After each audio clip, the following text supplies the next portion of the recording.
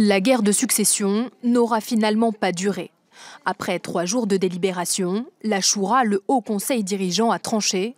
Le mollah Hibbatullah Akhundzada est le nouveau chef des talibans. Il succède au mollah Mansour à la tête de l'organisation afghane depuis l'été dernier. Il était l'un de ses bras droits. Pourtant, pas favori au départ, le mollah Akhundzada n'a rien de la grande figure du guerrier. Cet ancien responsable de l'appareil judiciaire du mouvement taliban se révèle plutôt être un intellectuel religieux respecté. Discret, il semble avoir été choisi pour unifier les factions disparates d'une organisation qui s'éparpille depuis la mort du fondateur des talibans en 2013, notamment parce que le mollah Akhundzada vient de Kandahar, bastion historique des talibans. Ce nouveau chef parviendra-t-il à renouer le dialogue avec les autorités afghanes? Pour notre spécialiste des mouvements djihadistes, rien n'est moins sûr.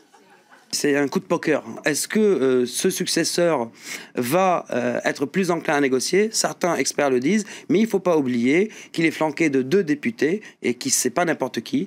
Un de ces députés, c'est le fils du Mollah Omar, donc Yacoub, un jeune de 26 ans, et l'autre, c'est le fils du fondateur du réseau Haqqani. Donc un réseau qui tapait en Afghanistan et au Pakistan et qui est un des réseaux donc talibans les plus violents sur la région. Donc dans tous les cas, s'il décide d'aller aux négociations, il devrait avoir l'accord de ces 2 députés et de la Choura des talibans. Et donc c'est pas demain la veille, je pense, qu'il va retourner à la table de négociation.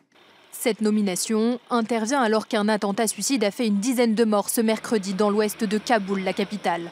Une attaque revendiquée par les talibans.